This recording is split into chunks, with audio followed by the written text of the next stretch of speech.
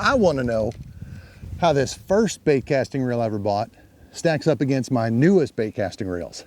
Was I a little hasty when I retired this 40-some-year-old reel 30 years ago? And should it be back in the lineup today?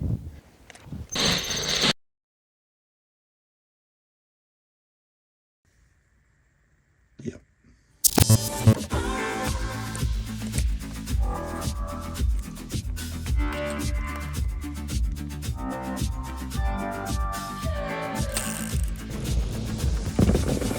So this is a story 40 years in the making.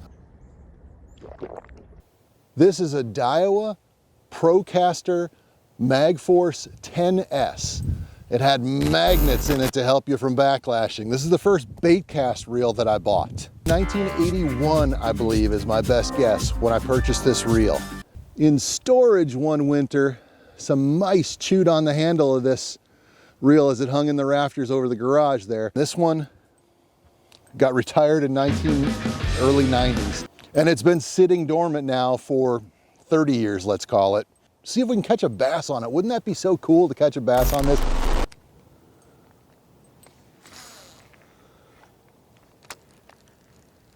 Nothing wrong with that.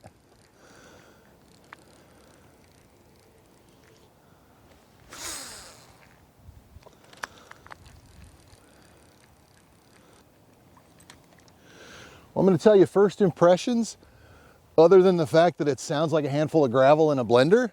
It casts pretty smooth. It reels in real nice. The handle feels tiny by today's standards, but still totally functional.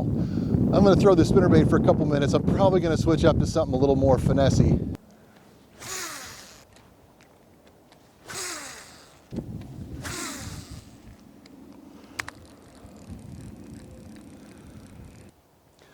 Not a bad test run. The reel seems great. I think the fish are going to be a little less cooperative today than this reel. I'm going to put on something a little bit slower and see if we can get a bite.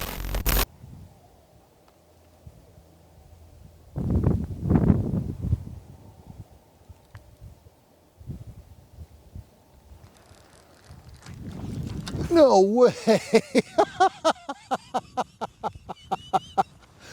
Oh my gosh! That was crazy. I hope that looked right on camera. There she is. And there she is. After 30 years, the dog still hunts. That wasn't much of a fight. That was the craziest thing. It's not a tiny bass. It's a decent little skinny bass, but he hit pretty close to shore and I jacked him and he just came flying straight out. Well, I think that's a pretty appropriate way to break the streak. Wake this reel up from its long sleep. You heard it. I mean, the thing sounds terrible, but it casts great. And like I said, the magnets work fantastic. I was shocked at how there was no backlash with this thing. I'm throwing right into the wind. I'm gonna put this one back and maybe we'll get another one and I won't just fling it up onto the shore.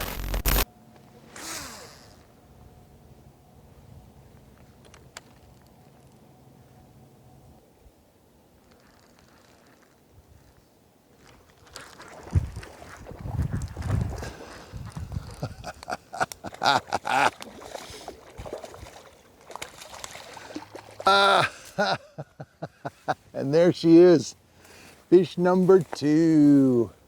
But man, I gotta go really slow to catch him today. Man, the cobwebs are flying right off of this thing. It's still got plenty of life left in it.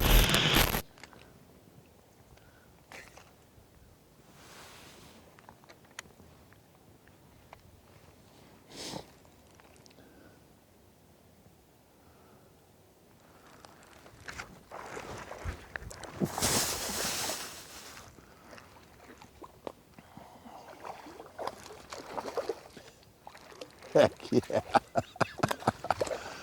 Oh man, Magforce still got it. I've been casting all morning with this thing into the wind in a couple of those spots, and it's the least backlashy bait casting reel I've had ever. I didn't know I started with the best one. That's crazy. I fish CURADO DCs now, and they're great. But this thing has a fraction of the technology, and it works amazingly well. Now, I will say the casting distance, it's better than I thought it might be, but you know, it's probably between 2/3 and 3/4 of the distance I can make with my other reels, my reels I use now. But man, there's no reason I couldn't catch fish on this, obviously, as we've seen this morning. Well, that was super fun. Actually caught some fish. I didn't tell you guys, this is the coldest day so far this year. It was in the 30s when I started this morning, so for South Carolina, that's pretty chilly. The question is, would that reel ever go back in my lineup today? Overall, she's a little loose, she's a little wobbly, the handle, it's got rattles to it. You heard when I cast, the thing sounds horrible, but it worked great. The reel worked great, it felt great. It's a nice little shape for a reel. That thing was way ahead of its time. I would definitely be down for a new version, Daiwa, if you wanted to go ahead and put one out. Something, I mean, almost exactly like that with the newer materials you've got, a little bit lighter spool maybe. That thing's a champ. I'm gonna put it back on the shelf and cherish the memories. Maybe every 10 years or so we'll break it out and I'll do another video like this. My guess is it's gonna be okay in another 10 years too. So I look forward to that. Thanks for watching.